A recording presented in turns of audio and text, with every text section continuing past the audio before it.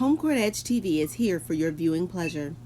Please click that button as we strive for 1,000 subscribers. Enjoy this video. WNBA basketball is back inside of Staples Center tonight. The Olympic break is over, and the LA Sparks getting back to business in a trophy dash to the finish here in the WNBA. Good matchup tonight, a battle for the fourth and final playoff spot in the West. Sacramento Monarchs in town take on the home team, the LA Sparks. And if you've been suffering from Olympic withdrawal, we've got a golden opportunity for you here tonight. We've got Olympians, 1, 2, 3, count them. Candace, Lisa, and Delisha, fresh back from Beijing and ready to get back into action here tonight after a tremendous performance over in Beijing. Welcome everybody to Staples Center. I'm Larry Burnett. If it seems as though we haven't been here in a long time, we haven't. It was about a month ago, late July. There were animals in the building, animals in the parking lot. The circus was here. Well, the Olympics are over. We're back to action. Happy to have you with us here on FSN Prime Ticket. Joining me for tonight's game, Tracy Warren. And Tracy, when you look at this LA Sparks team, 3 Olympians, everybody thinks they ought to be great. They're only 15 and 12, but they got 2 great players who've been leading the way for them so far this year. Lisa Leslie and Candace Parker, what a difference a week makes. Last week, they're in China. This week, they're in LA, and they will exploit their size on the inside. 6'5" and 6'4". They're 1 and 2 in rebounding. They are 1 and 2 in block shots. Look for them to clog the paint and take advantage of that big Olympic gold height to really run it on the Sacramento Monarchs. And Lisa Leslie just keeps getting better and better, cruising along at the age of 36. A little bit of a jet lag. And, of course, her daughter Lauren waking up at all hours of the night, but she's ready to go here tonight. The Sacramento team, well, they've got an Olympian of their own. Kara Lawson led the USA team in Beijing in assists. She's a good player, good outside shooter. Sacramento's got some weapons as well. In their backcourt, of course, Lawson led the U.S. Olympic team in that championship game with 15 points, but look at that backcourt. Led by Lawson and Tisha Pinachero, who is the big distributor. When Powell is on, Nicole Powell can hit with the best of them. The key is they will run, they will gun, they will play that white line frenetic defense, and they will just try and wear out the Sparks squad. And a big key here tonight, Rebecca Brunson, the leading rebounder for Sacramento, out with a knee injury. Crystal Kelly will get the start. And Tisha Pinachero, how good is she in assists? She needs just 16 more to become the first WNBA player in history to reach 2,000 assists. We've got the Monarchs and the Sparks, the Olympians, straight ahead when we come back on FSN Prime Ticket.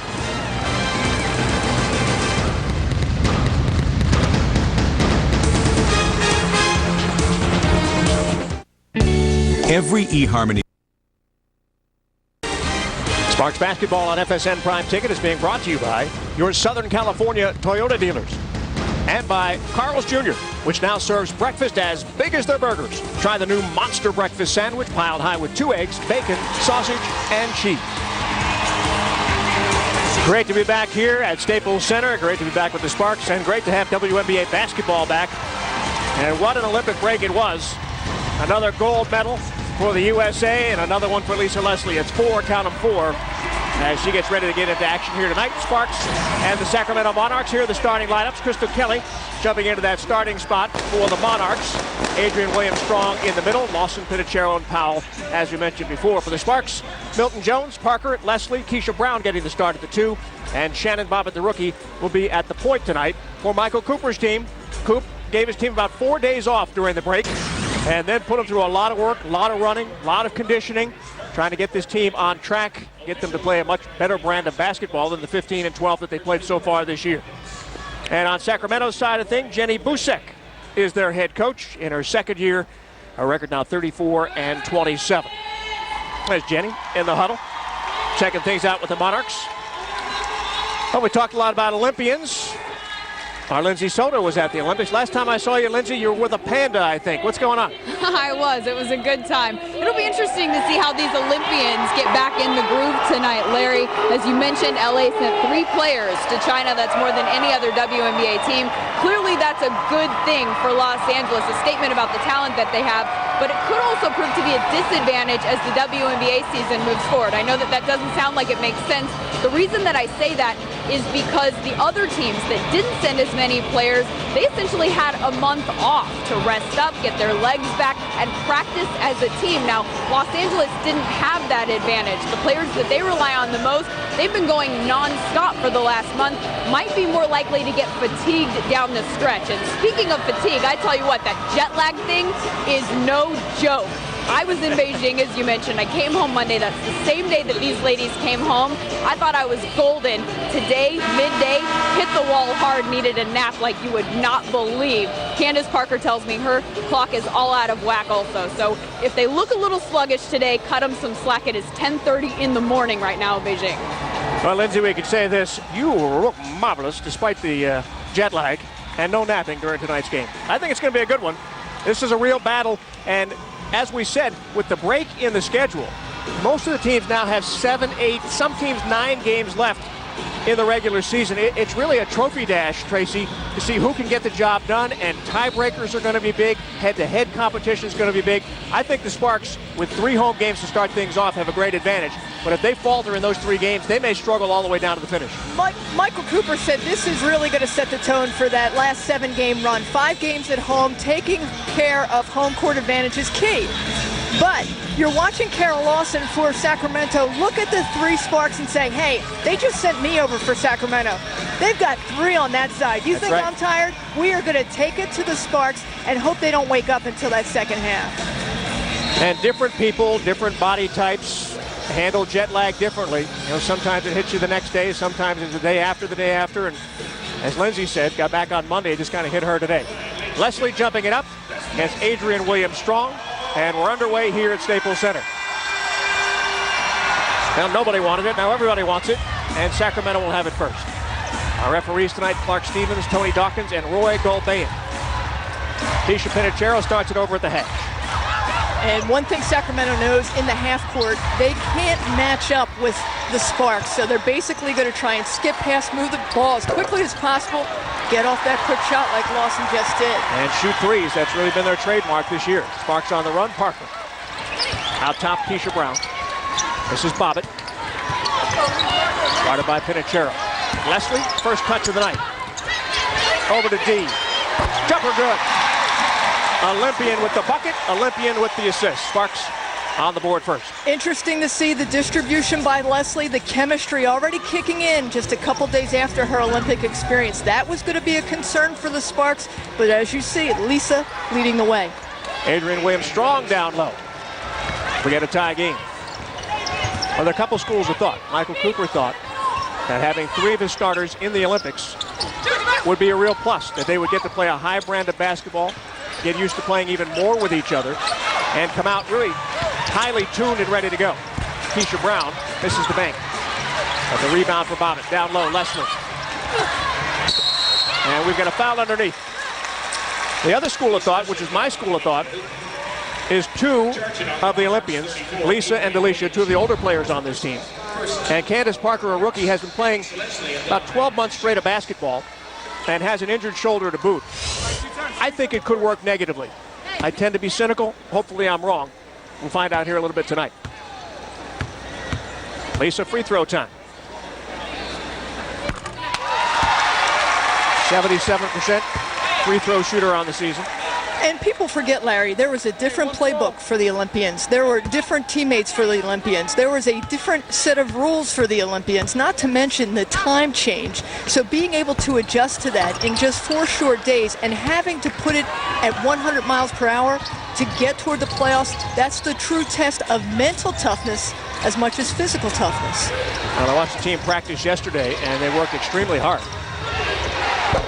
Lawson rolls one around and in. So impressed by Lawson's game from working her way from a sub to a starter. She took advantage of that time as a sub to say, hey, where could I exploit the defense? There, she's got the size advantage. Took it.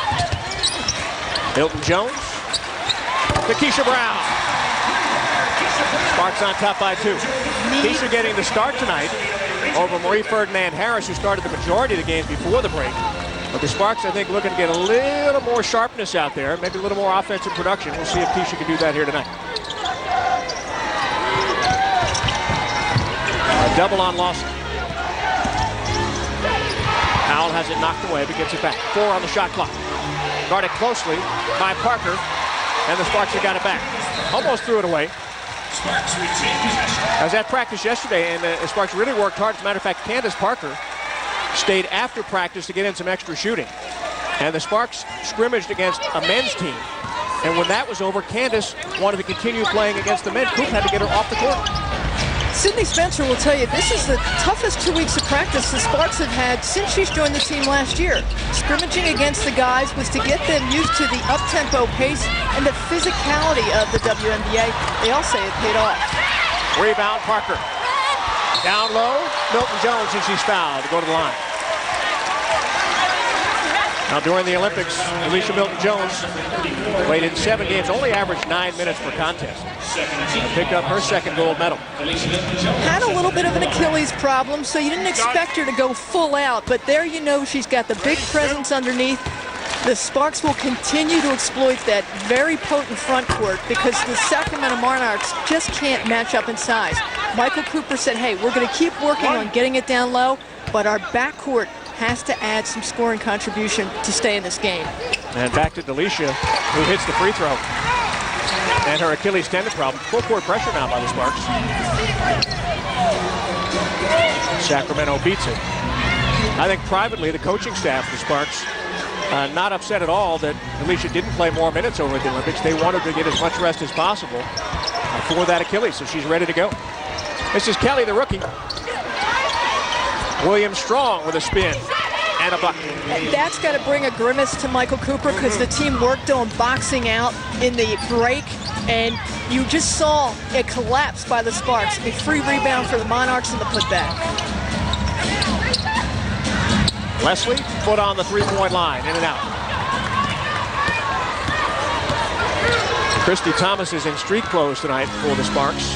Had knee surgery during the break and will be out for the rest of the season.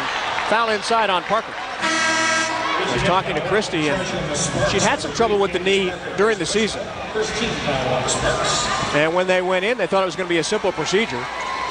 Instead, they found some holes and cartilage in there, some bone on bone. And she's on crutches tonight and has about a 4-month rehab in front of her. Jessica Moore's in the game for the first time as Parker gets a rest.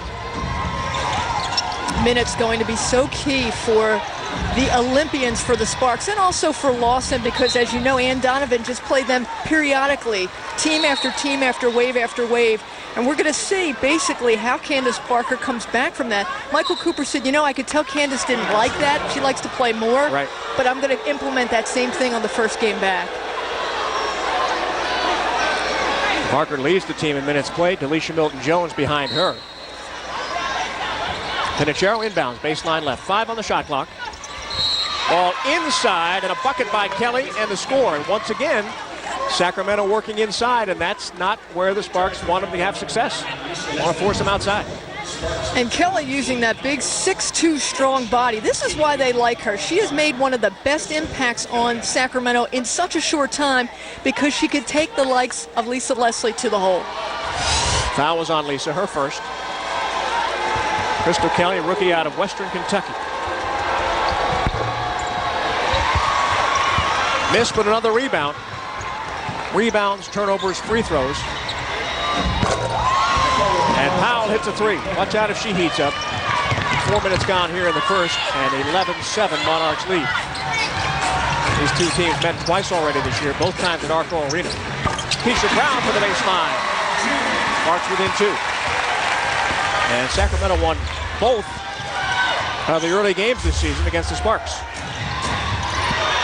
Oh, Pinachero just left Bobbitt hanging out on the wing and took it in for the easy bucket. Communication key. Break them there on the wing. Pinachero is too smart, too savvy, took advantage.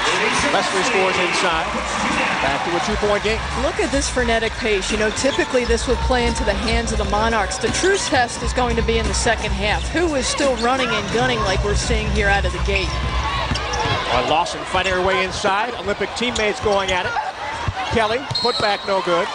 And we've got a late whistle. That was almost like Roy Galbayan said, I'm not going to call it if it goes in, but if it doesn't, I'm going to blow a whistle. Foul on Jessica Moore. Her first 3 against the Sparks here in the early going. The first game between these two teams, Sacramento held the Sparks to a season-low 8 points in the first quarter. And they led by 17 points in the first half, but they lost the game 74-66. That's because the Sparks held Sacramento to 5 points in the third quarter. Sacramento missed all 15 of their shots in that quarter and shot 18% in the second half. They were 6 of 33. Kelly's free throw is good. You look at the stats from those two games, Larry, and you look at fast break points, and the Sparks were able to hang with them one game, but not the other game. And really where the Monarchs make their living is fast break points off the very tough white line defense, which is a help defense. Free throw good to make it a 4-point Monarchs lead. Laura Harper in the game, along with Shalonda Robinson for Sacramento.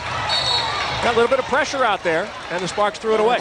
You saw Lisa Leslie just anticipate a step ahead, and that's one thing she said, it might be ugly my first time back with the Sparks, but I'll get it. Halfway through the first quarter, 15-11 Sacramento. Pinchero working on Bobbitt. Harper gave it up to Powell. Powell, dribble drive, kicks it. Robinson inside, ball out of bounds. Sparks will get it back. And we've got a timeout here at Staples Center. Monarchs are on top by 4. Lisa Leslie and the Olympians back for their first night after the break.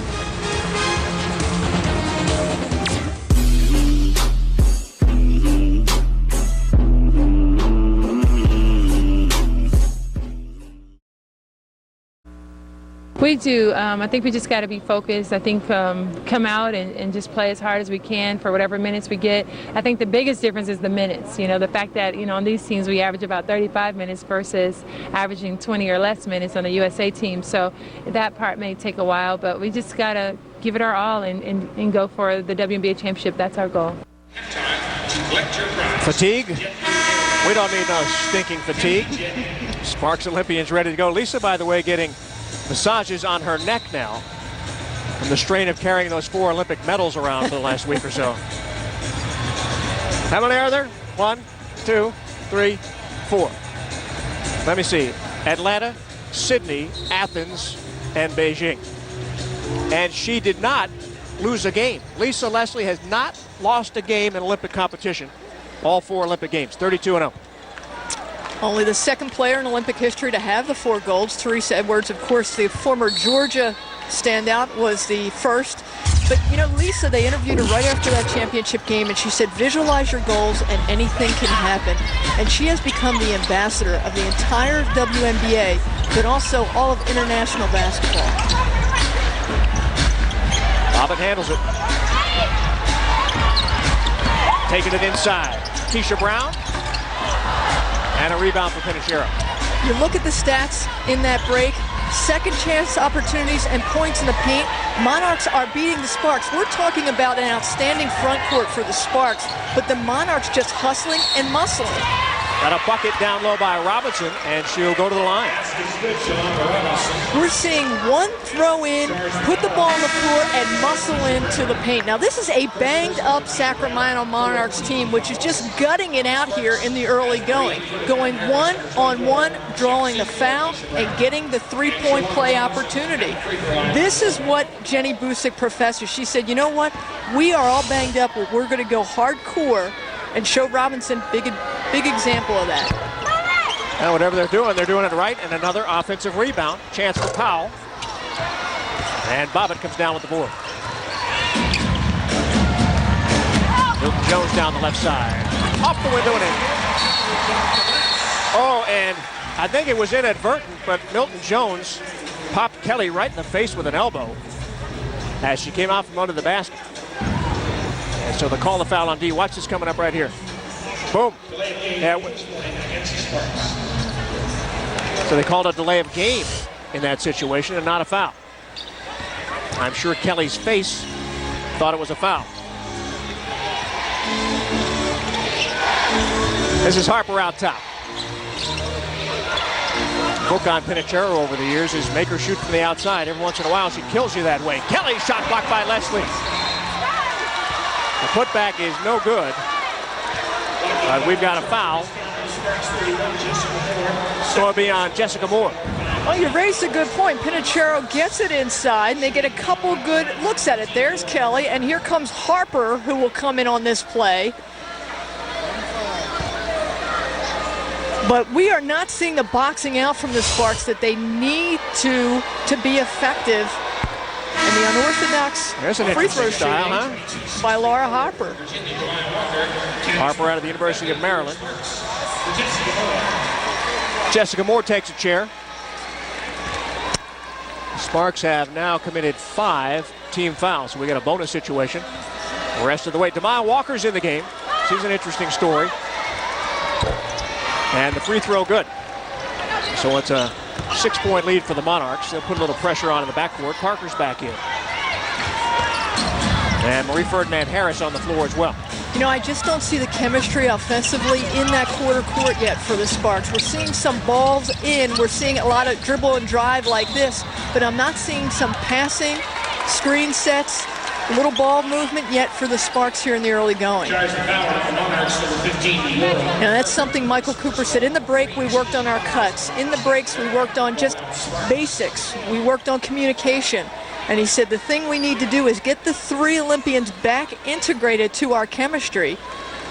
And they're still working on it here in the early going. 14 on the shot clock. Parker and Powell. CP said she's waking up all hours of the night. Because her body clock still on Beijing time. And woke up at 3 o'clock one morning, 5 o'clock the next, 6 the next. But said she got a little bit of a nap today, so she's good. Yeah, I can't decide who looks more tired, her or Kara Lawson. Because they just have that glow in their eyes that they're still living on cloud 9, but they're so tired from all the excitement and the re-entry back into the WNBA. Sydney Spencer in the game for the first time, so the Tennessee trio on the floor for LA. And a drive by Ferdinand Harris, shot blocked by Harper. Inside to Leslie, loose ball turnover. Demaya Walker suffered a knee injury playing in Russia during the offseason. Had surgery, and they thought that she was shot for the season. Miraculously, she got cleared by the doctors about a month ago, and this is her first action. Too many steps, wave off the shot, start skip the basketball. Got a big brace on that right knee. Sparks will get it back down by 6. Yeah, she had a patella tendon tear, then she broke her kneecaps, so she's had quite a bit of work on that knee. You're right, Larry, this is the first game she's been cleared to play, and they want her infusion of offense. But remember, this is a team that went on a 7-game win streak heading into the break. And they would love to have her back. They need a body on the floor to add some offense. Parker pass from Leslie. CP gets it in. 19-15. Walker with the big brace, still several pounds out of shape. She was such a key in those championship years for Sacramento, 2 years in a row in the WNBA Finals. But we don't expect to see her more than maybe a couple of minutes here, a couple of minutes there, because she's just not in game shape at all. Yeah, they've got her on a strict diet. A lot of conditioning work for her. She's still getting her timing back, and obviously with the knee, you want to have confidence so you can plant and cut, which is so much a part of the WNBA. Foul was on Spencer, her first. And Nicole Powell, free throw up and good. 83% free throw shooter. Nicole Powell's had an interesting time this year against the Sparks. The first game, she just got off to a great start. Had 13 points, 5 rebounds in the first half. Second half, she went 0 for 12 and missed both of her 3-point tries. Free throw makes it 21-15. Aquanisha Franklin in the game for the first time, rookie out of Texas A&M. And she's guarding Shannon Bobbitt. See how much time is coming off the shot clock to get into the offense for the Sparks. Bobbitt just trying to bark out the offensive set. A little bit slow in reacting for the Sparks on offense. Powell for 3. Got it. Now that is her range. They had moved her into the 4 spot. She is comfortable on the 3 shot. You can see it's almost like when she played at Stanford. She was so fluid from the outside. Really tough to guard. Creates great mismatches. Leslie down low has it stripped away, and she's fouled by Robinson. 8 points in the early going here for Nicole Powell. And watch out if she heats up. I tell you what, there's times where she just doesn't look like she's playing really well, and other times she just shoots the lights out. And that's the type of player she is. She gets these hot streaks, and when she's hot, look out. Big 6'2" frame. It's tough to guard her on the perimeter. When she gets on the inside, she gets banged up. Her scoring tends to go down. But she's making it work for the Monarchs. Leslie with a free throw. 4 points. She's 2 for 3 from the line. Over in Beijing, she started all 8 Olympic Games, averaged 18 minutes, 10 points, 7 rebounds. She had 9 steals, 11 block shots in Olympic competition. And we've got a 7-point game. 1:38 to go here in the first quarter at Staples Center. Need a big defensive stop for the Sparks here. You got to deny that entry pass. And don't let the one-on-ones be created down low. Walker. And they're working around the left side. Chelsea Newton in the game for the first time. Stolen away by Ferdinand Harris. Almost had her head ripped off by Demaya Walker. Walker's had herself an interesting year or so as you get a chance to look at the replay here. Yeah, they love her anticipation and foot speed, and Harris did just that, except she had a little bit of a roadblock in the way. Yeah, I'd say so. Free throws coming up for Marie. Demaya Walker had a baby girl back on April 11th of 2006. And she played in Russia. She's had all kinds of injury problems. Had an injury in a game against the Sparks last year that put her out for the season. So she's had some tough going. Ferdinand Harris, good free throw shooter. And she hits the first. Marie 4th in the league at 91% from the stripe. And she was hot going into the break. Double-figure scoring 4 of the last 5 games. You'd like to see that offensive production. But as you mentioned, Michael Cooper tinkering with the starting lineup. Boy, you get her offense from the outside to complement the front court. I wouldn't expect the Sparks to be down this early to the Monarchs and relying so much on Lisa Leslie. I'd like to see the compliments of Harris come in and score a little bit more. Sydney Spencer score a little bit more. 5-point game with 1:15 to go. Sparks go into a zone. Mika Johnson in the game for the first time. Newton, Lawson, Robinson. Dribble drive and a spin. Down low to Walker, and Parker comes out with it. CP leads the break. Ferdinand Harris in front of her own bench, and Leslie on the block. They're going to double. Nope, pass down low to Parker. Back inside for Leslie, tapped away and out of bounds. Overpassing, just too much overpassing. Parker had it. Has to take control, put it on the floor, and go one-on-one. She even said, that was me. That was me. 3 turnovers against the Sparks here in the first game. In the first 2 games between these two teams, the Sparks committed 49 turnovers and just 36 for Sacramento. 27 of those turnovers were in game 2 alone. I'm sorry, did you say 49? 49 to 36. Want to hear something else? First 2 games, the Sparks were 22 of 28 from the free throw line. Sacramento, 43 of 57. Little home cooking, you think? Just a bit. Walker down low. She's doing a dance step there. And Leslie down on the floor. The Olympian getting after it. Everybody says she's 36 years old. She's lost a step. You know, Taurasi will say, no. She'll mix it up with the best of them. There's no question about it. She'll jump it up against William Strong, a couple of former USC players. And Walker's got it. Spins, shoots, scores. 26 to 19. First points in the game for Demaya Walker. First points of the year for Demaya Walker. Shot clock is off. Meeks got it in between the circles. Dribble drive and a kick. Ferdinand Harris. Good. 4-point game. 4 seconds to go. Lawson. And the ball went out of bounds off of the foot of one of the Sparks. Michael Cooper up arguing the call. I think he thought it went out off of Sacramento. 2 seconds. And Lawson's just going to dribble it out. You can't leave Kara Lawson alone in that situation because she'll fire it up from any place on the floor. And every once in a while she hits it. We've got a 4-point game.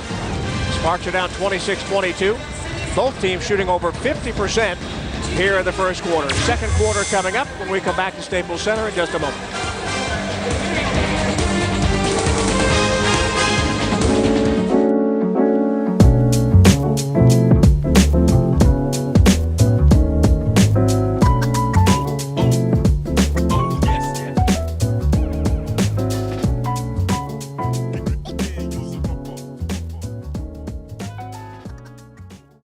together for a long time. What'd you think?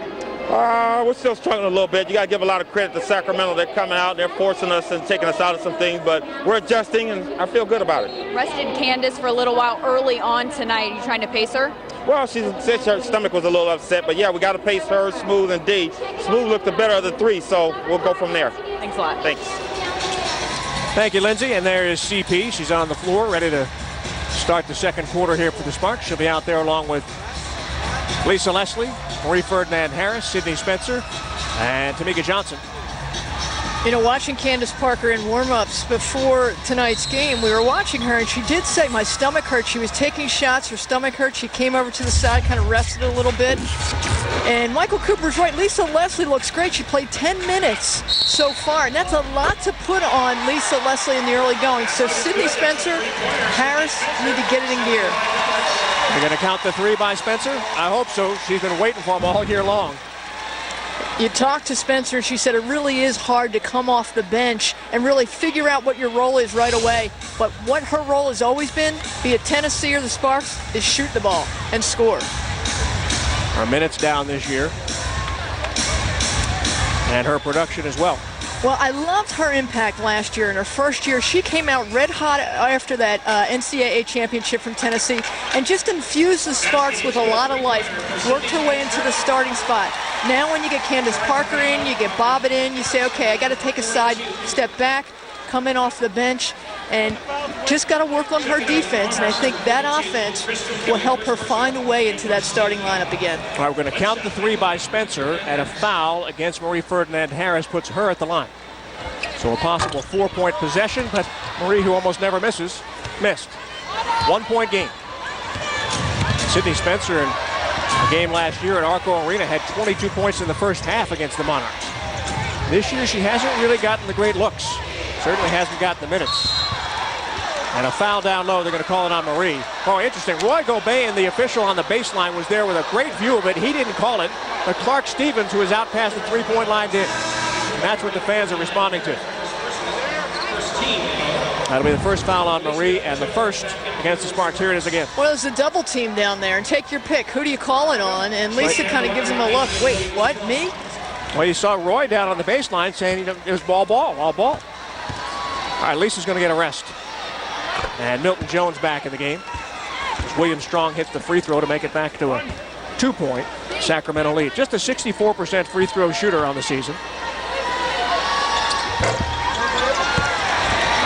Hit one, missed one. Sparks have a chance to tie it up, maybe go ahead with a three.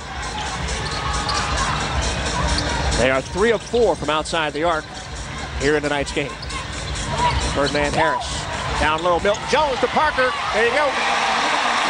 Spread the floor, interior passing, one pass and done. Efficiency for the Sparks. That was a great possession down the floor. All tied at 27, and that'll make your stomach feel a whole lot better.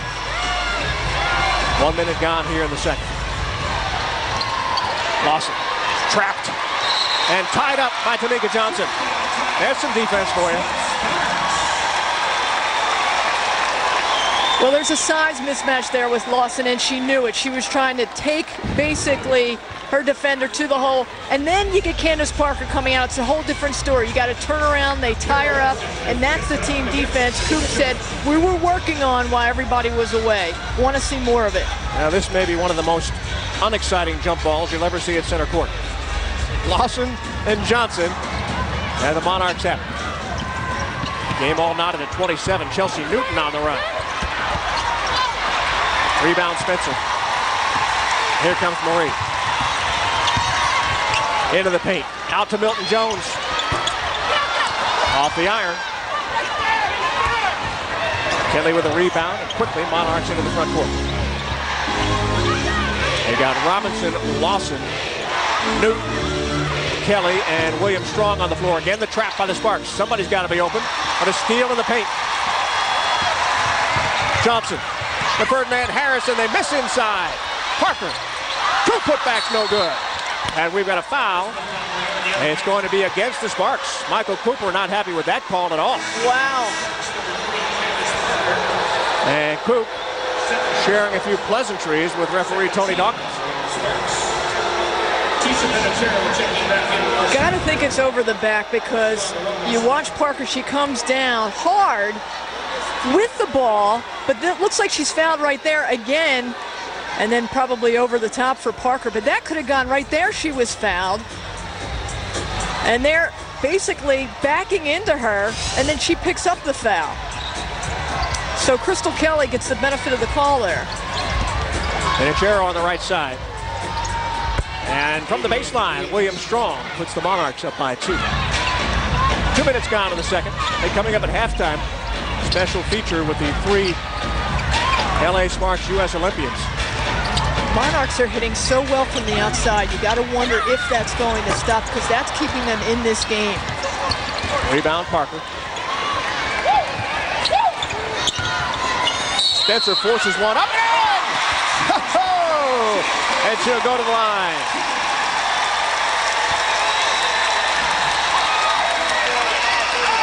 Well, they call her Maverick for a reason because she just bucks the trend and she goes all out. Look at her here. She's got a defender just roped around her, still going up, and picks up the foul.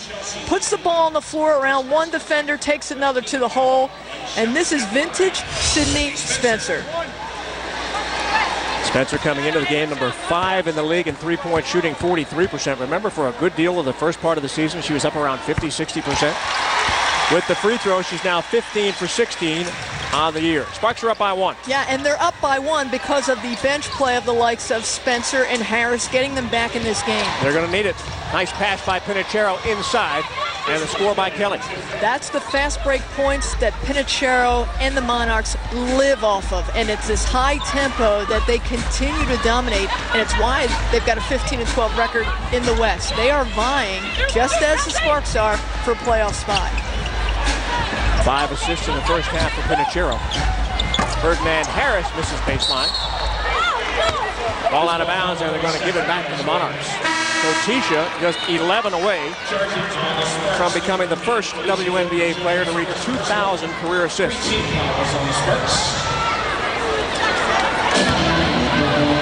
31-30, Monarchs have it.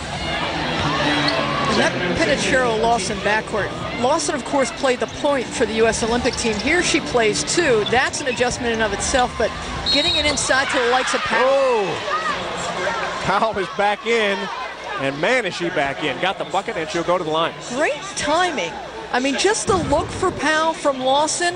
Lawson just gets her the ball where she needs it. She's guarded by Spencer and takes it strong to the hole.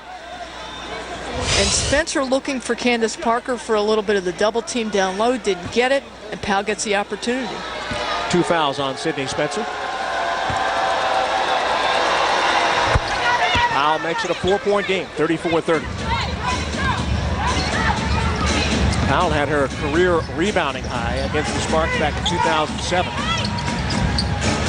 12 boards against the Sparks in that game. Jamaica Johnson going against Lawson. Spencer, double team. 4 on the shot clock, and she calls a timeout. Let's see if Coop calls a 20 over there. 3. Now it's going to be a full timeout. 6 minutes and 32 seconds remaining here in the first half. Don't forget, we've got the Olympians coming up at halftime. Monarchs leading by 4 right now. Check it out. Lisa Leslie now.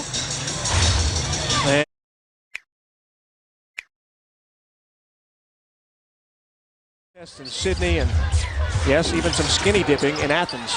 Yes, it's all there, folks. Candace Parker gets the bucket. I got to imagine that's got to be a great read because Lisa so much has grown since the inception of the league. Remember, the Sparks kind of built a team around her, and she has had so much evolve in her life. So I can't wait to get that book, Larry. Let's see what the Monarchs can do here. 4 minutes into the second. And a rebound for Parker. That's her 6th board. Looks like she got popped in the face there. Just take it out on somebody. Right there. Yeah, the bar is so high for Candace Parker. We expect success every time she goes down the floor. Remember, she's got that bum shoulder she got in last year's NCAA tournament. She just keeps playing at this high pace. And going coast to coast like she does, handling the ball, putting it on the floor, the layup, she is spectacular. Got a foul on Sydney Spencer. That's her third. Lisa Leslie will check back into the game. And that'll be 5 team fouls against LA. So a full 5 minutes and 40 seconds of bonus time here for the Monarchs. Pinachero, 81% free throw shooter. She gets to the line more and scores more from the stripe than anybody else on their team. Veteran player out of Old Dominion University by way of Portugal. And she wears that shoulder brace because she got a dislocated collarbone during the break. I mean, you're talking about a banged-up team who gets more banged up during the time off. And they're all gutting it out for these last 7 games because they know a playoff position is at stake. It always seems it comes down to the Monarchs and the Sparks when you're talking playoffs, doesn't it? Very often does. Pinachero makes it a 1-point Sacramento lead. Next game for Sacramento will be at Houston, and that'll be a tiebreaker game as well. Sparks will hang on to it. They'll inbound baseline left with Parker. Yeah, you see them trying to get Lisa Leslie the ball, and that's key because Michael Cooper said one of the differences, the Olympic team got Lisa the ball in the position to score. The Sparks need to do the same. Milton Jones gets her own rebound and pops it in. Sparks up by 1, 36-35. 7 points for DMJ. Powell, long distance, and out of bounds to the Sparks. Powell's the leading scorer here in the first half with 11 points. Top scorer for the Sparks is Parker with 8.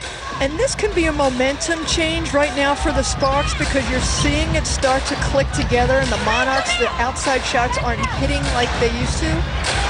Now the key is, can they get the ball on the inside? Nice pass inside, and Parker converts. Sparks up by 3. 10 points now for CP. Well, Pinachero dancing with the stars out there, and the Sparks will get it back with 4:52 to play in the first half. 6 turnovers now against the Monarchs. Only 3 so far against the Sparks. And remember, we told you in the first 2 games they had a total of 49 turnovers in their matchups with the Monarchs. Sparks have yet to turn the ball over here in the second quarter. We've got 4 minutes and 40 seconds to go before intermission. Down to Parker, double team. Finds Leslie, and Lisa fouled on the way inside. Twist that ankle? Nope. She's okay.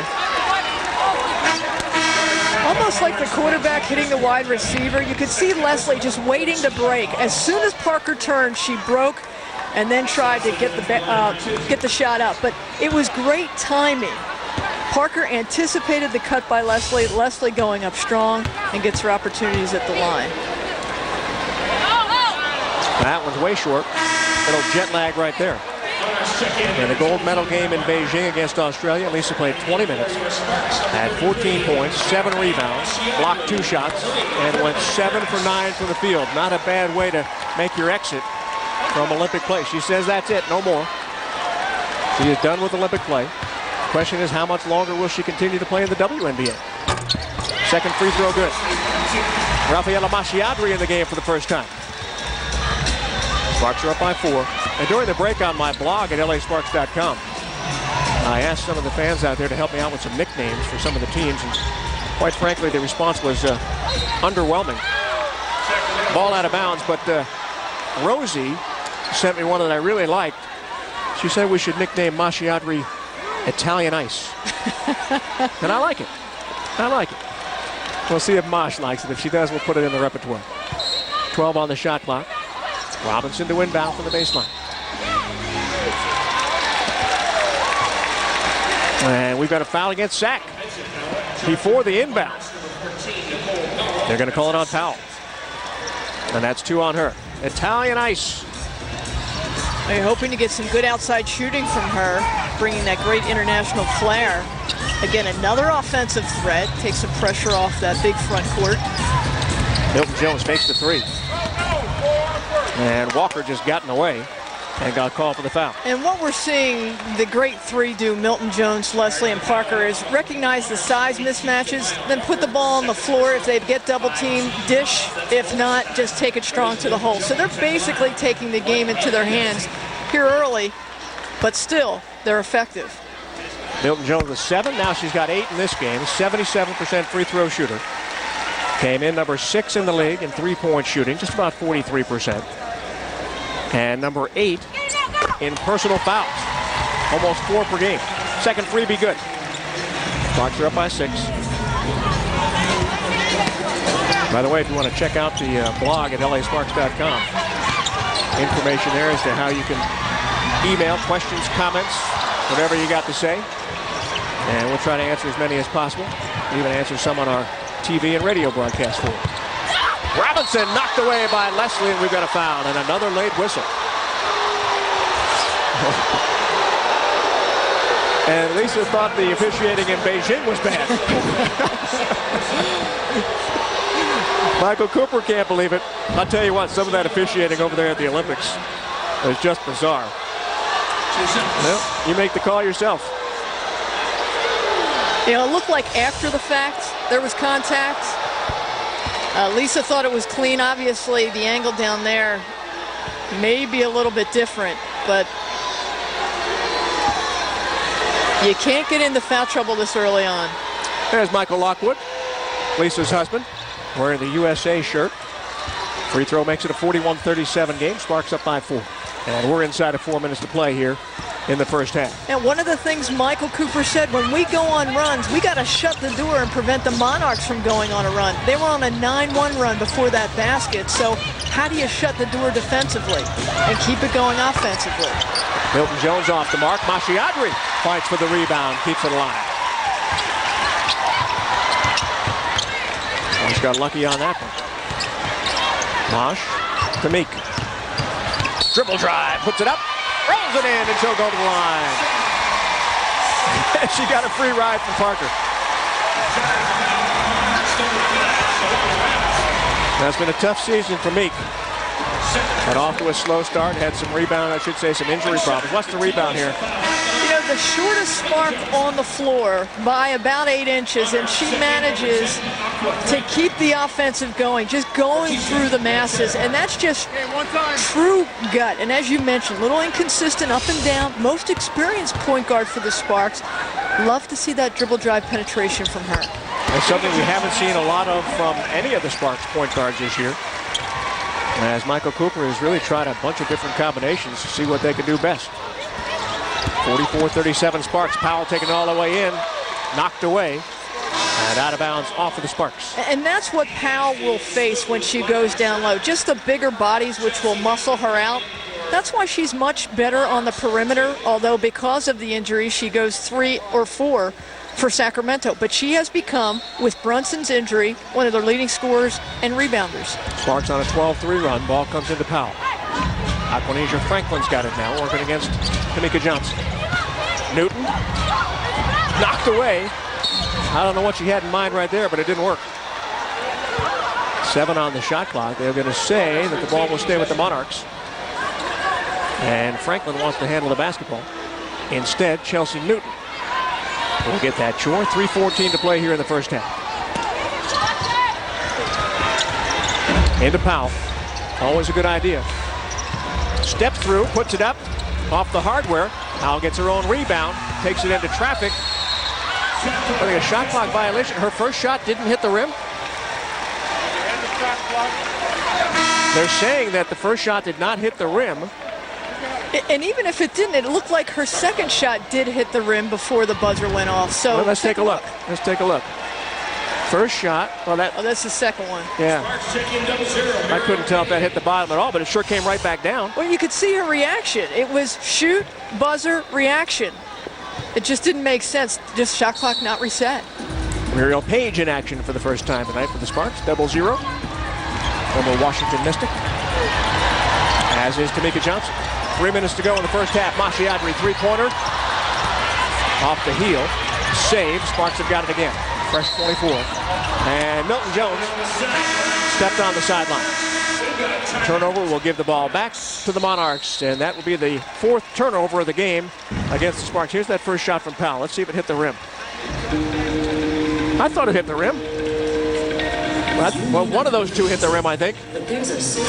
Anyway, they called it a shot clock violation, and we are not the referees, thankfully. 44-37 Sparks.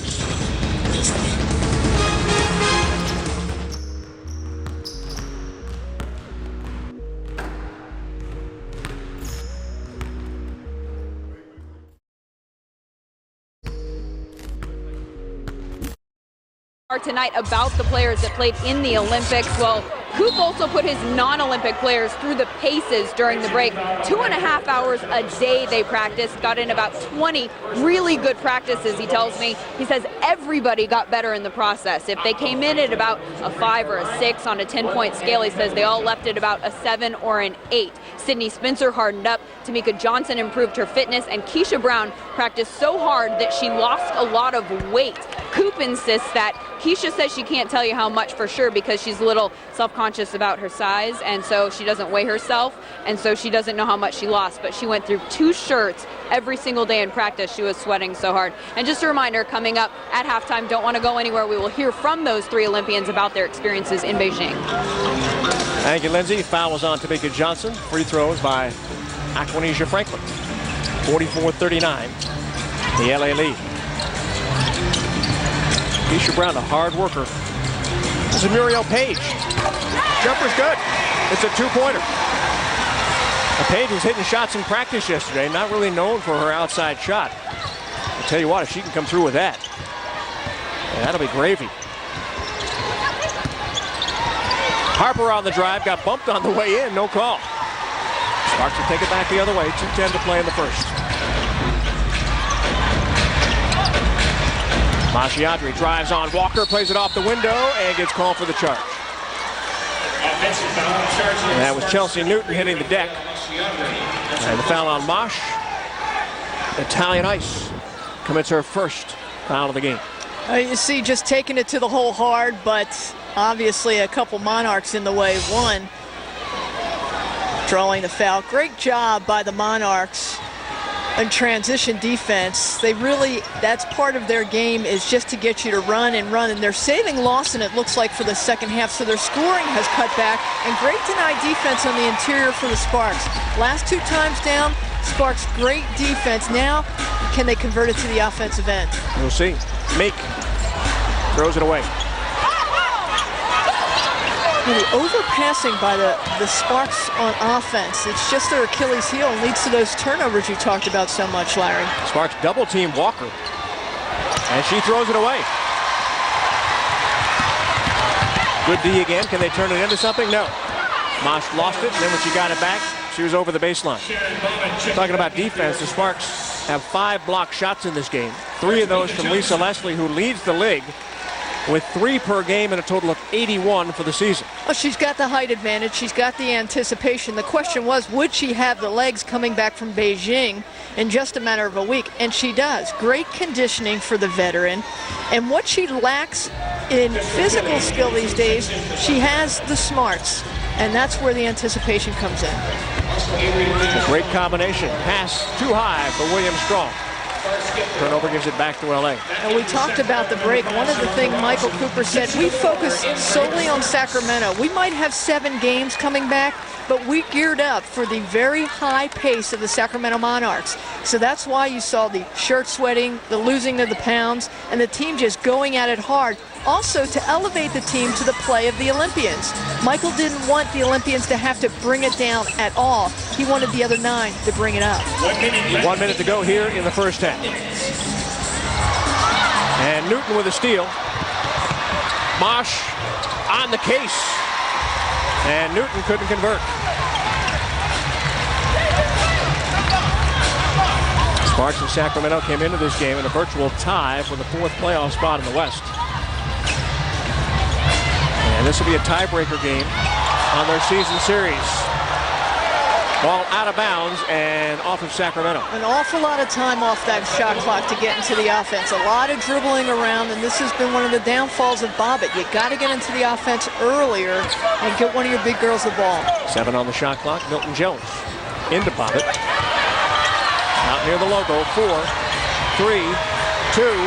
Again, a lot of dribbling and no productivity. You know, Shannon Bobbitt is from New York. She played at Tennessee. She stepped in after 2 years at a community college and got the offense running under Pat Summitt. They're still waiting for her to kind of hit her stride here with the Sparks.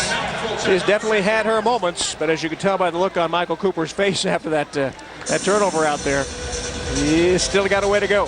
They call her a little bit down at Tennessee, And right now the Sparks are up by a little bit, 46-39. Don't forget, coming up at halftime, we've got a jam-packed halftime for you. Sparks talking about Beijing, three gold medalists, Parker, Leslie, and Milton Jones. Tracy and Al talk about the first half, all the stats, all the neat highlights. But you want to stick around to hear from the Olympians, talking about that experience in Beijing. I'll tell you what, just from watching the opening and closing ceremonies, unbelievable. I don't know that we'll ever see any country go to those ends. Lisa Leslie with 4 gold medals. A lot of people think she's a role model. So does Lisa.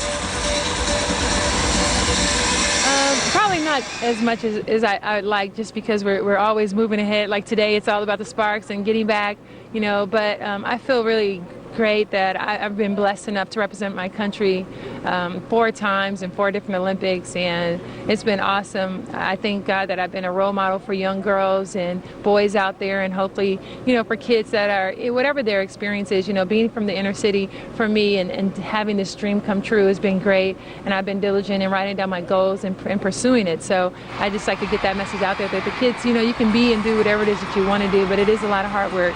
But you just have to stay persistent and keep trying. Lisa Leslie. By the way, Lisa will be doing a book signing in downtown Los Angeles next week, and I am told that she is also going to tape a segment with Oprah Winfrey next week. As soon as I find out more, I'll put the information on the blog on lasparks.com. Right now, we've got 14 seconds left in this first half. See if the Sparks can get a defensive stop. And some momentum going into halftime. Lawson hanging on to it a long time. Getting chased. Over to Robinson for 3. Sparks will get it back. 2 seconds left. Bob it. No chance for a shot.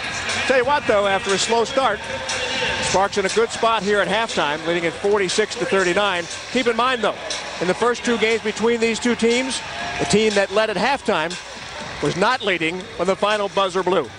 Our score 46-39. Sparks shooting 53%. Sacramento has dipped all the way down to 41%. Parker, leading scorer for LA with 10. Powell, the top scorer for Sacramento with 11. The Sparks closed out that first half on a 12-4 run, and we've got halftime straight ahead.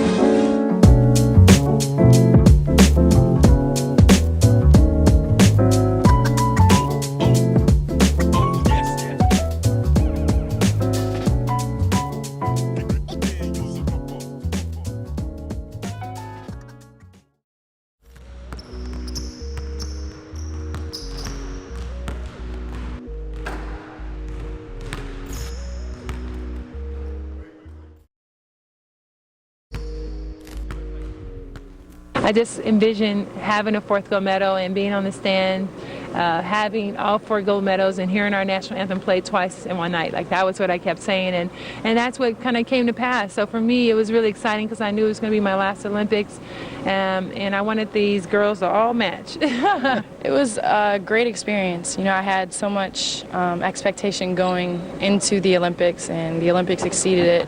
It was everything and more that I expected. Just how great it is to represent your country and to wear USA across your chest, and just to be surrounded by greatness. We didn't want to be a part of the team that broke the streak, and for us to come back with a gold medal is something that we all dreamed of and we all worked hard for in the 4 weeks that we were together. The thing that the USA had going for us is the fact that we were so deep. We were 12 deep. Our coach, Ann Donovan, she could have started anyone on any given night, and the outcome would still be the same, if not better. I think we averaged beating people by 37 points. That's tremendous. I think the committee did a great job of comprising a team of young and old. The talent was just even all across the board, and we just went out there and had a lot of fun and played great basketball. The whole USA team, somebody's going to be lucky, to get the gold medal and also a WNBA championship in the same year. So, my motto is, why not me? We can do it. And a WNBA championship, that would be a trifecta. Everybody seems to say that about Candace Parker. The only one it hasn't faced is Candace Parker. Even Coop talked about it before the game. He said, we have the opportunity to do something for a player that's never been done before in 1 year. And Parker doesn't seem to be faced about it at all in stride for her. Yeah, she just takes it as it comes. Keisha Brown starts it off at the bucket for the Sparks. It's interesting to hear Michael Cooper say at halftime, it really depends on how we finish in the second half, because as you mentioned, Larry, early in the game, it's about how they finish. Legs are going to come into play here. Carol Lawson with the ball. She was over in China. 3 Olympians for the Sparks. So really, this up and down pace, we're going to see if it wears on the Sparks and the big front court that they have. Parker, Bobbitt, Leslie, Brown, and Milton Jones on the floor. Leslie inside. Boy, that fade shot was working in Beijing. Well, and the legs. You just didn't see it. She had the great seal, the turnaround, and almost just lost the legs on the jump shot. It was a give me. Pinachero, Williams Strong, Kelly, Powell, and Lawson. Starting out the second half for the Monarchs. That's Lawson for 3. It's going to be a size mismatch all day, and Lawson is just too deadly of a player to let go outside, so you're going to need the double team on the wing for her. Lawson's got 5 points.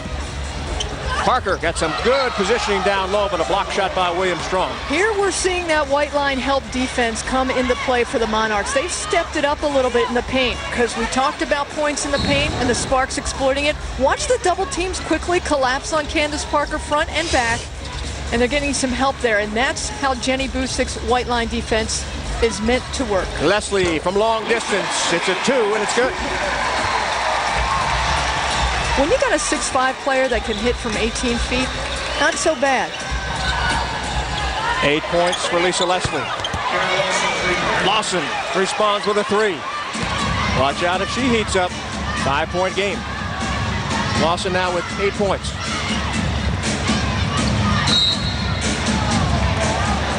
Foul charged on the Monarchs, 21, Tisha Pinachero, first personal. Foul on Tisha Pinachero. Sparks possession. First on Tisha. And Bobbitt's just got the speed to go against Pinachero. Pinachero just a step behind her. But Pinachero obviously has about 6 inches on Bobbitt. Keisha Brown pulls up from 18. Off the hardware. Leslie got away with a pusher, did she? Let's see. She ended up on the deck. Yeah, they're going to call a foul on Lisa.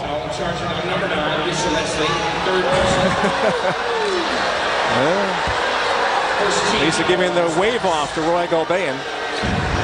And he's going to put up with it, at least for now. And a great thing about Leslie is she plays both ends of the floor. And she's saying, hey, I just tripped. That was no foul on me. But I think they're calling her basically on what was a clear out by Lisa before it. Very close. Not so much. going against Bobbitt. Powell's got it now. Rebound, Brown. Out they go to Milton Jones. And she puts it over the front iron and scores. No, we've seen dunks this year from Lisa and also from Candace Parker. And Alicia Milton-Jones said this may be her year. She can do it.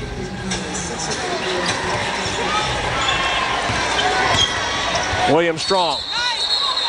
Strong inside, but she travels on the way in. Turnover number 11 now against the Monarchs. And we're seeing both teams come out with high intensity out of the half. And Jenny Busick's team, again, they get it done on defense, pushing the pace on offense. They're helping down low against the Sparks and trying to close the gap so they can make that fourth quarter run, which they're known for. Keep in mind the second game between these two teams up at Arco Arena. The Sparks had a 3-point lead at halftime. Leslie in the paint and a rebound, Williams Strong. Sparks led by 3 in that game at intermission. Got outscored 51-30 in the second half. That was the game when they had the 27 turnovers. Pinachero with the ball, relatively silent on the offensive Yeah. end. And ever since Brunson went down, they've been going to her for offensive points. She's just not finding the room to get her shot off. Threw that one away. But the Monarchs got lucky. 2 on the shot clock, Williams Strong. They didn't get it off in time. And that was a legitimate shot clock violation. Well, that started with the defense on Pinachero. You slow her down. You don't give her any room to take the shot. You go toe-to-toe with some help defense. She threw an errant pass. There was nothing left for the Monarchs to do. Sparks up by 7, 6.5 to go here in the third. Both teams came in with 15 and 12 records. KB to Parker. Inside, that's too easy. And she'll go to the line. The recognition of finding Candace Parker after the double team shifts on this great white line defense. Watch the double team. It would have come off Parker, and then the defense is late getting to her. There's nobody on her. Then they've got to collapse, and then Parker's too strong. That's a give me for the Olympians. And they call the foul on Pinachero. Parker at the line where she has yet to be tonight. 12 points, 6 rebounds, and she is 6 of 9 from the field. Free throw makes it a 10-point LA lead. Jenny Busek pacing in front of the Sacramento bench, trying to figure out something's going to work here. Robinson took it in, had it stripped away. And Lisa gets it out to Bobbitt.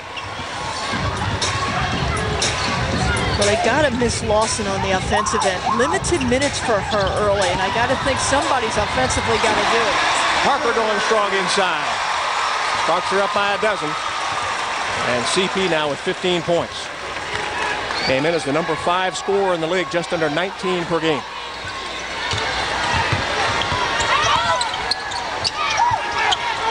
This is Robinson.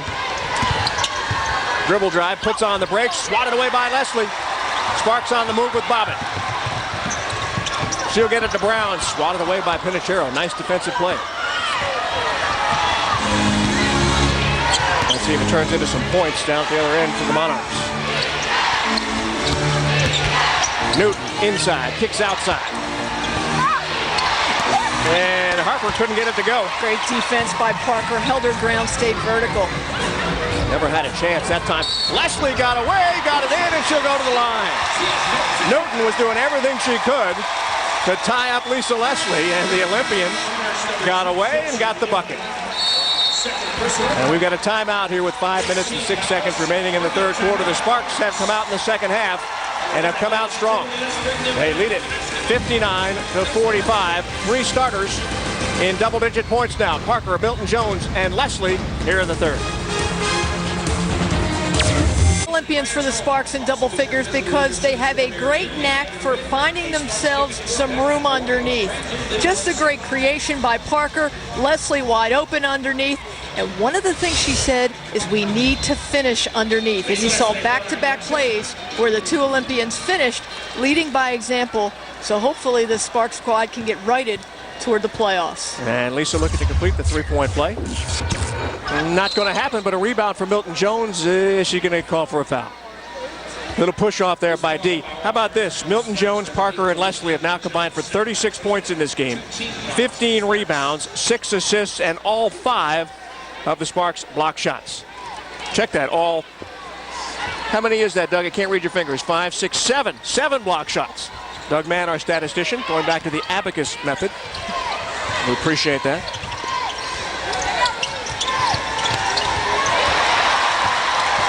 Keisha Brown. Knocked away and off of the Monarchs. See how active Keisha Brown was with her footwork that time down the floor, just staying in the face of Sacramento, not letting them get the entry pass off. Not only did she do that, she got the deflection, she ran with it, and now they hope to convert in the quarter court. Parker got it in, gets it back. Leslie on the block, going against Harper. Tapped away, saved, nope, not saved.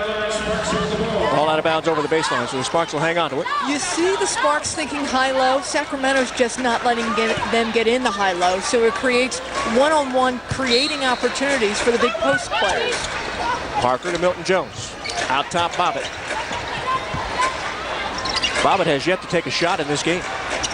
And Leslie misses off the window. Sparks have 12 points off of turnovers in this game. Sacramento just 4.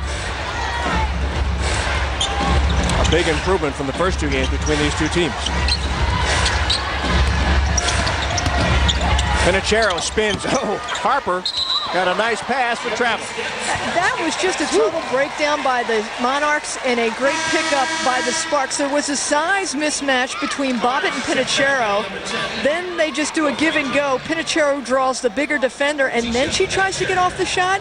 great defensive work by the Sparks, but for Jenny Busik's squad offensively in the half court, they got to find an answer to the Sparks. Sparks just too tough defensively. Well, points in the paint were in favor of Sacramento early in this game, but right now they're trailing in that department 28-14. The Sparks have doubled up on them, trying to get some more right here, and Lisa's got them.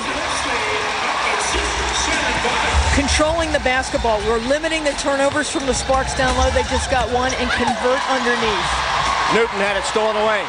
Sparks numbers. Parker all the way in, and she'll go to the line.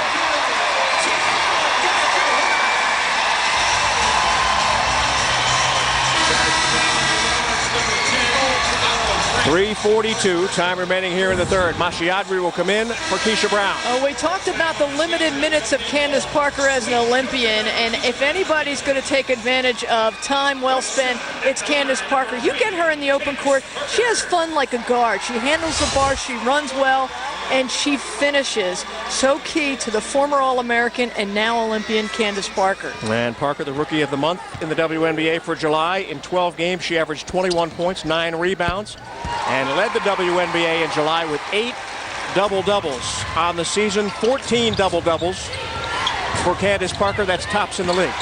Speaking of 14, Sparks on a 14-zip run. They lead at 64-45.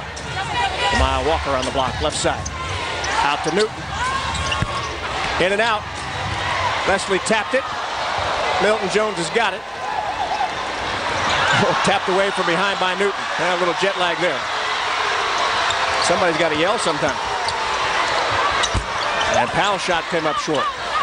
Leslie had it. Lost it out of bounds. They say last touch by Sacramento. Jessica Moore just checking in for your Sparks. When Sacramento is in form, as they were before the break, when they had won 7 out of 8, they are running, they are gunning, they are finding good set shots. Newton couldn't get anything off, Powell couldn't get anything off, and they're not getting their running game going because of good transition defense by the Sparks. So the Sparks have just taken them out of their game. Now they're really finishing down low when they get the one-on-one opportunities. Milton Jones pass across the paint, stolen by Newton. Franklin's got it, over to Newton. Inside to Harper.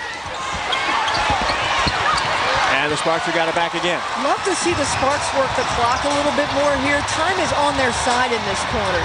Bobbitt, I don't know what that was, but she's still got it. And they'll set up the offense now. Franklin pounding Bobbitt in between the rings. Kick, Mashiadri for 3. In and out, rebound Harper. Sparks now 3 for 9 from outside the arc. Powell, little contact there, offensive foul. Called on Nicole Powell. Jessica Moore stepping out and taking a shot. 3 fouls on Nicole Powell. A little bit of acting, a little bit of placement, but a nice block by Jessica Moore. Just getting her body in position, and then doesn't hurt to sell it a little bit. Walker and Harper sit down for the Monarchs. William Strong back in the game. And Kara Lawson out there as well. 2 minutes to go in the third. Mashiadri inside of a nice feed from Parker. You like to see her break the ice and get into a rhythm. She's best from the outside. If she can get those little give-me's, maybe this will help give her confidence for the outside. One of the things the Sparks worked on a lot in practice yesterday was defense against the pick and roll. In particular, staying with the shooters. They don't want to give shooters like, well, here it is right here. Shooters like Lawson don't want to give them room to get going. Missed by William Strong, another rebound by Parker. She's got 11 points, 7 boards. Check that. She's got 8 rebounds, and how many points does Parker have there, Dougie? I can't read it. 18 points. Franklin down low, and she's got a bucket.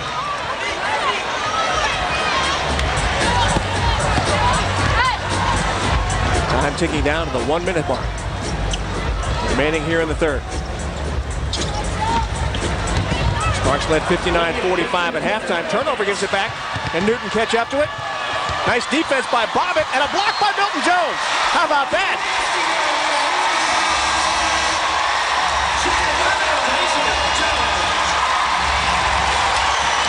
And Newton still can't believe it. She's what hit me from behind. Here's Bobbitt stopping her from the front. And then Milton Jones comes in from behind and leaves Newton hobbled by a sore ankle anyway, just stung by the double team. And that's the teamwork you like to see on the defensive end from the Sparks. And the apple dropped from the tree on Newton. Inbound baseline right. Thank you very much. Thank you.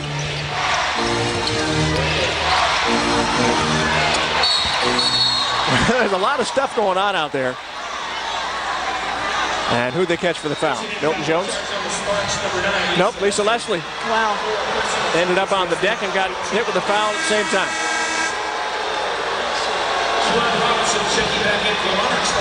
She's a big target, and obviously the officials feel as well. And you could see the team converge around her, willing to take one for the team and say, I committed the foul, not Lisa. We don't want her to pick up 4. 4 fouls on Lisa, who has played 22 minutes tonight. Milton Jones tops on the team with 26. And Lisa not happy with the officiating at all. Sparks have 10 block shots in this game. Sacramento's got 2. Ball into Lawson. This is guarded by Milton Jones now. Lawson. Up and off the front iron. Tamika Johnson's got the rebound. Mashiadri tried to throw it away. Sparks hang on to it. Muriel Page. Off the back iron, Milton Jones, offensive rebound. Double team. And they'll work it out top now to Meek. Reset that offense. Use that clock. Down low, Milton Jones, triple team. Mashiadri all alone. It's off the hardware. Offensive rebound, and the putback by Moore is good. A 21-point lead for the Sparks, and this is starting to look like a USA Olympic team game. How about Lawson in traffic, taking it all the way to the hole. And as time runs out here in the third, the Sparks now leading at 68-49. 18 points for Parker, 12 for Lisa Leslie, 11 for Delisha Milton-Jones, and the Sparks are shooting 53% of this game to just 37% for Sacramento. Double-digit scoring for the Monarchs. Powell's got 11, and Lawson has got 10. Fourth quarter up ahead when we come back to Staples Center in just a moment.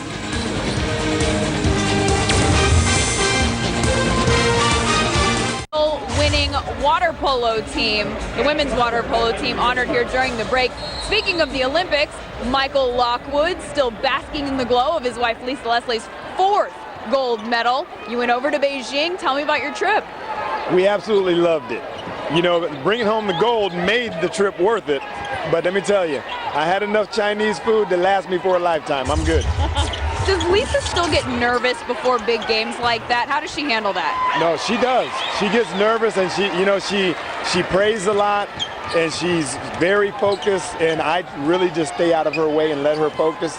You know, so she prepares, and she's still nervous, but by the time game comes around, she works it all out. What was it like for you to watch her on the medal stand? Did you shed a tear or two? I didn't shed a tear, but you know what? Knowing what her body went through to have a baby and then to come back and then to be on that gold medal stand, I couldn't be prouder. You know, and I've been watching you during this game, and I got to say you are an active husband/fan. I've seen you hazing the refs a couple of times, I'm not going to lie, and maybe even talking a little trash to the Monarchs. Me? I'm just saying, I think I saw it. What kind of things could you possibly be saying? Well, I was just cheering on the other team and wishing them goodwill, and that, as I always do, and the same with the refs. I just wanted to, wish them the best, and that's kind of the way I approach the game. Yes, goodwill. That's exactly what it looked like. Baby's still keeping you guys up? She is, and she is so jet lagged. It's unbelievable. I mean, she wants to sleep all day and stay up all night, and since Lisa has to play basketball, I'm the dad wearing all the hats. And you wear them well, I'm sure. Thank you very much for joining us. All right, thanks for having me. Larry.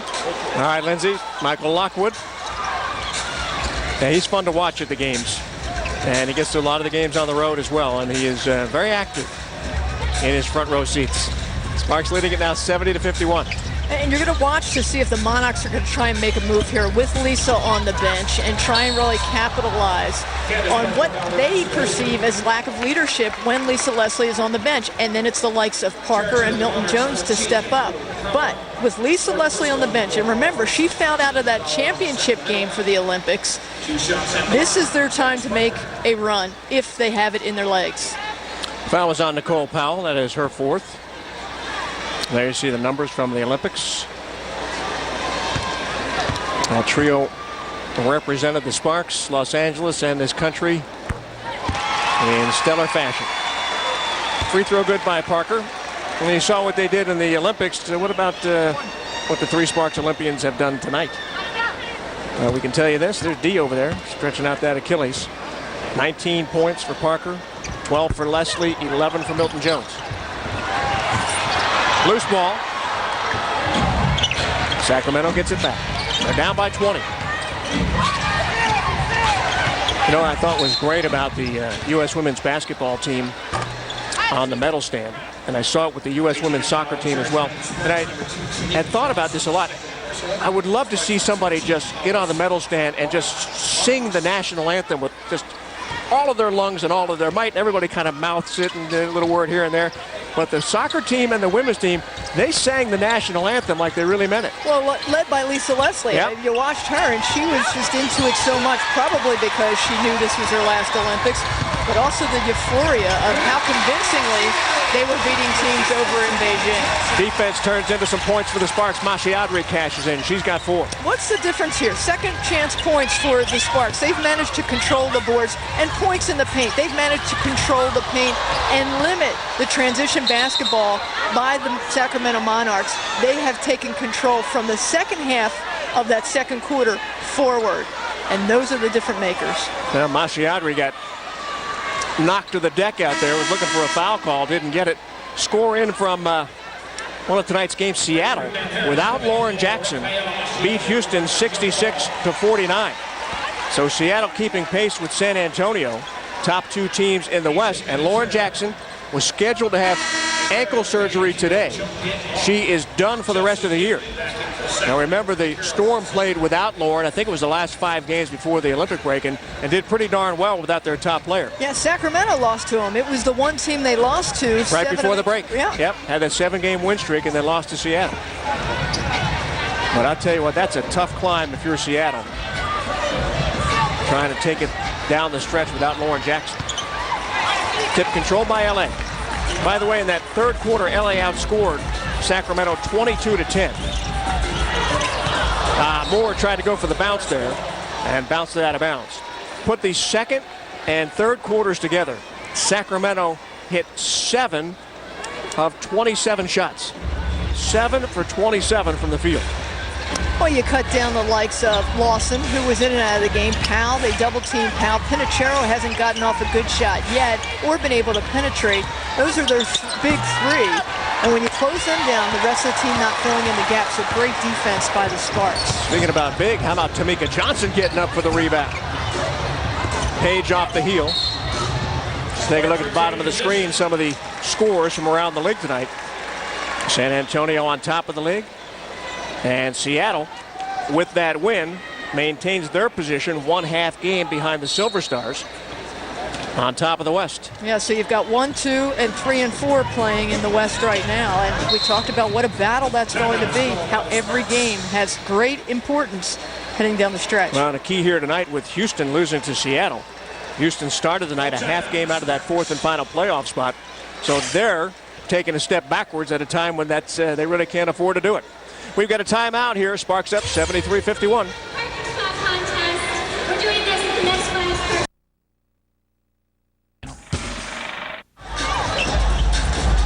Larry Burnett, Tracy Warren back with you here. The Sparks have got the basketball. Baker Johnson tried to get it down low for Jessica Moore. And we've got a foul.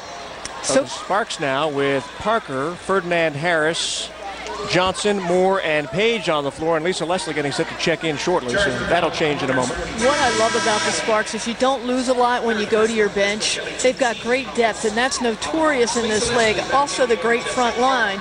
But that front line has some great passing, and that is part of the reason this team has taken the lead. Good interior passing.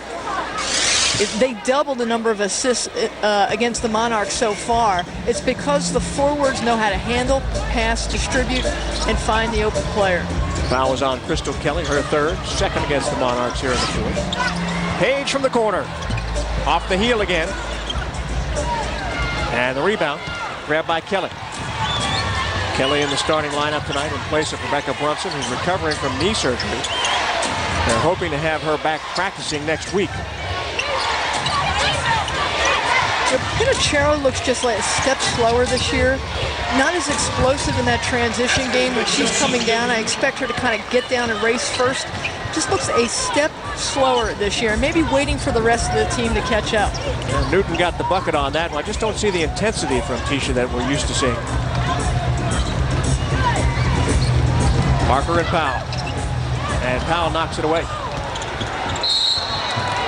And we've got a foul. Little frustration foul. And Parker looking a little bit tired out there right now. Sydney Spencer will come into the game. And Muriel Page will sit down. Milton comes in and Parker gets to take a chair.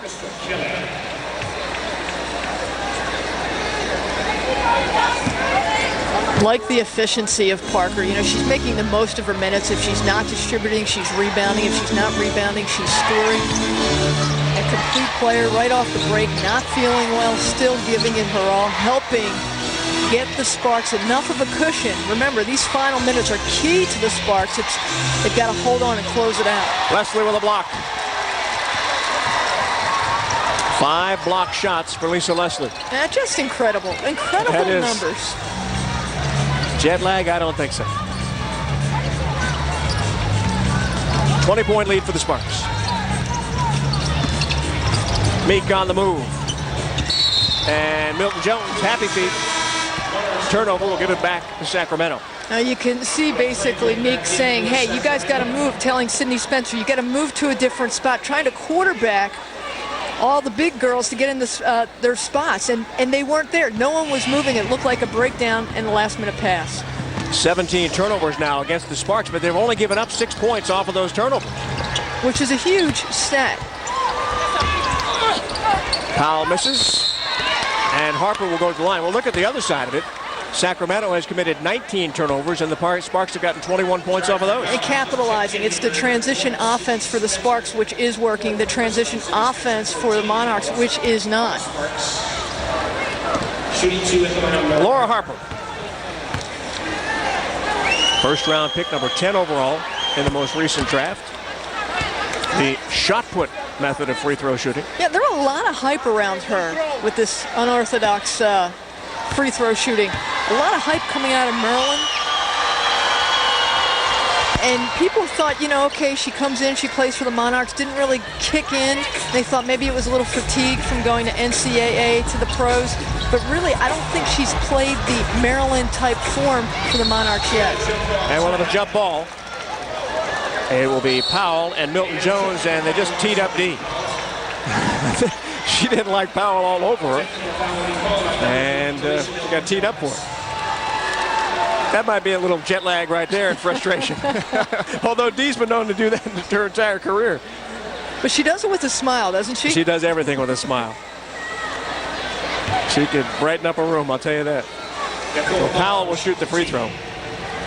She is 3 for 3 from the stripe here tonight, 11 points, 4 rebounds, but only 3 for 15 from the field in tonight's game.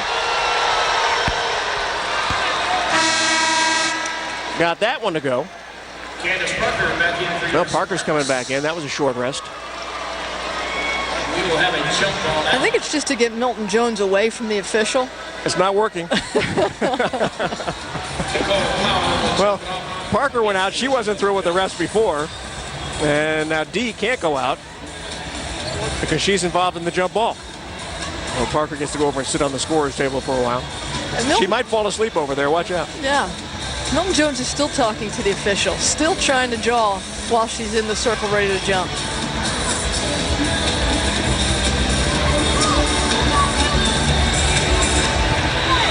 All right. Here we go. And the Sparks get it back. Ferdinand Harris wants it. Not going to get it. Harper in for the rebound. Harper now with 4 boards off the bench. Newton, dish, and a block by Leslie. That's 6. How intimidating is Lisa Leslie? You think you've got a clear path to the basket, and all of a sudden this big 6'5" center comes out of nowhere and swats it away. Intimidating and deflating. 6 blocks tonight. And keep this in mind, too. On that drive, you got to get by the long arms of Delisha Milton-Jones, who may be the best defensive player on the team. And when you do, you run into Lisa Leslie. It's a no-win situation. You know, and you'll see what a lot of these Monarchs are doing. They're throwing elbows, throwing bodies. They're trying to get the Sparks into a physical game, because the knocks on the Sparks, which is basically a team primarily of SEC players, absent Lisa Leslie and a couple of others, that they're just athletes. They're not physical bodies. So if you push them, they'll get thrown out of their game. We're seeing that game plan by the Monarchs isn't working tonight. The Sparks are responding. They're holding their ground. They're staying composed, and they're just increasing their lead. Aquanesia Franklin at the free throw line. 4 for 5 on the season from the stripe. That was too strong. Franklin, a second-round pick out of Texas A&M, grew up in Tyler, Texas, and went to Southwood High School there. All Big 12 first team back in 2007. Spins that one in and out. Tamika Johnson. Into the front court, going to take it all the way in? No. Kicks it to Ferdinand Harris. Pulls up, 14-footer. Off the iron. Rebound tipped out. And the Sparks eventually come up with it. 4:40 to go. Start of a 3-game homestand for the Sparks. Here's Saturday night against San Antonio. Monday, Labor Day, against Minnesota. Missed by Spencer, and a rebound grab by Robinson. Franklin taking in. That shot was blocked and grabbed by Leslie.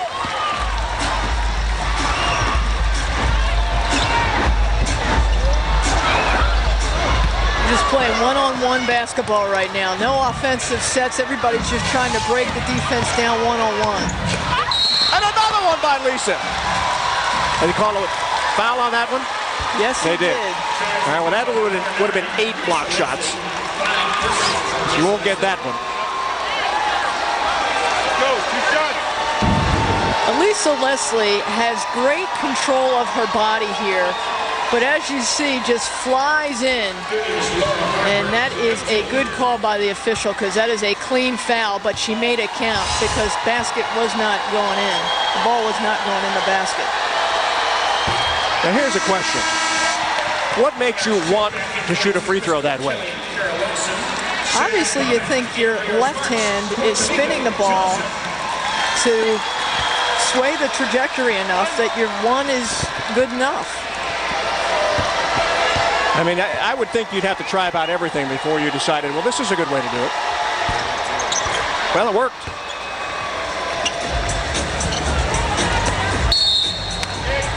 Yeah, we got a kick in the backcourt.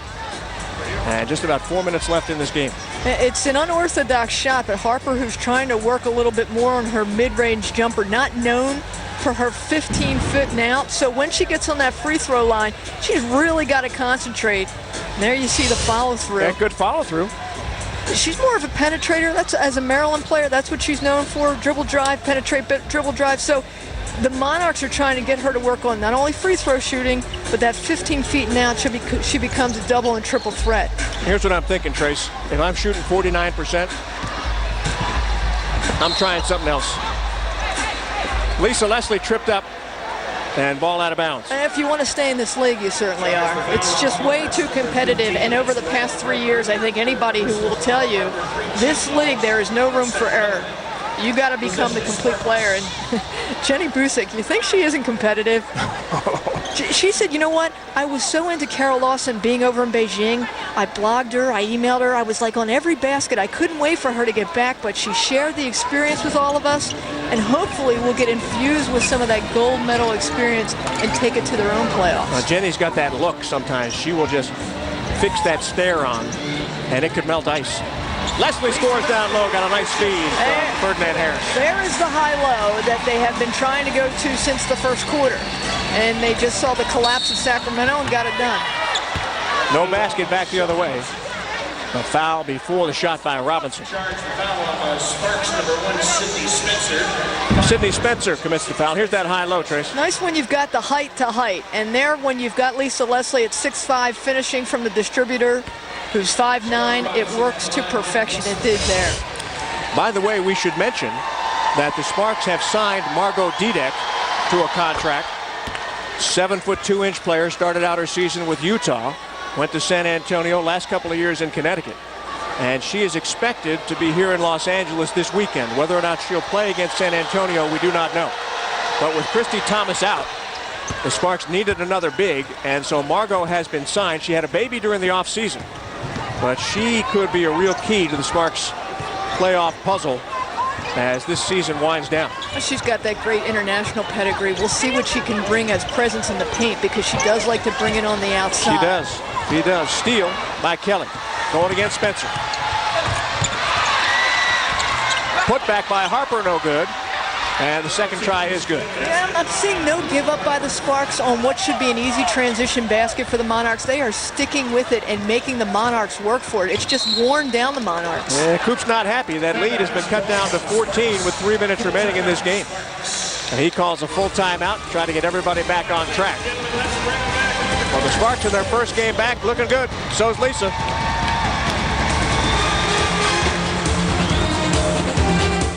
Burrell. Cole Hamels. Leslie high-low with Parker. Shot came up short. Again, finishing key. See how strong the Sparks can finish, because this is going to help them in the final 6 games, these key 3 minutes.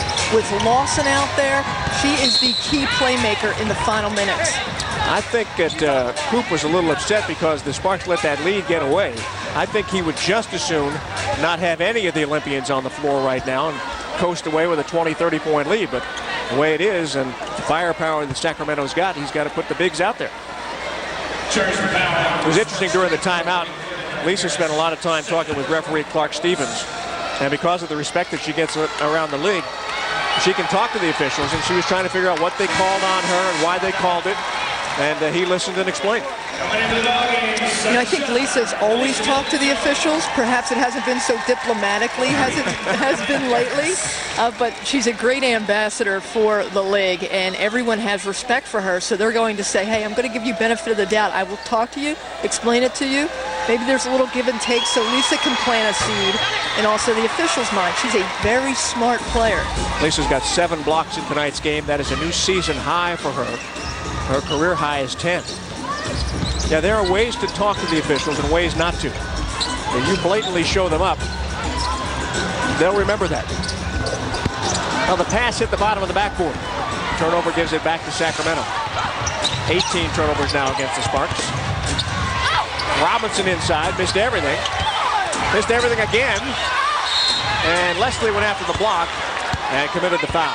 Just too cautious underneath for the defense for the Sparks. And you can see Lisa Leslie just upsetted herself for picking up the foul. I want you to listen here. Lisa has just fouled out, and she's going to leave the game. Listen to the fans. Ladies and gentlemen, let's hear it for 2008 Beijing Olympic gold medalist number 9, Lisa Leslie.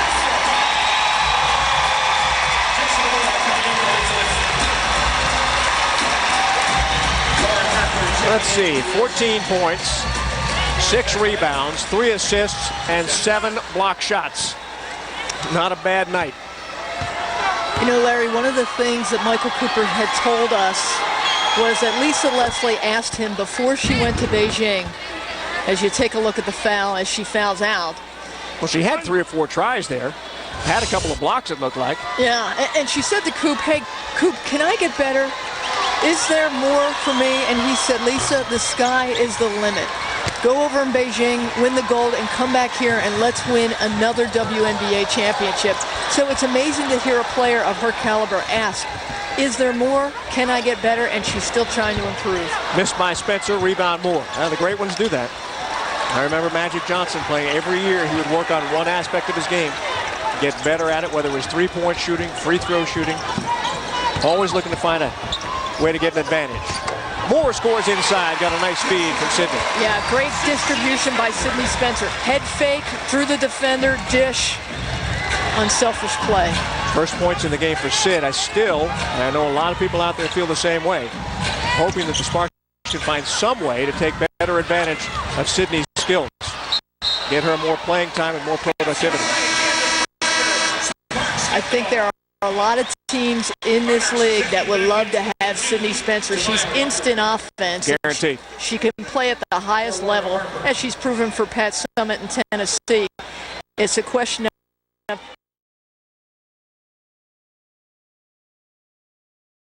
Hey guys, my name is Kayla Padilla. I'm a sophomore guard at the University of Pennsylvania. Been training with HomeCourtEdge for almost 10 years now. Please make sure to like this video, subscribe, turn on notifications, and follow us on all of HC's social media channels, and stay tuned for our journey.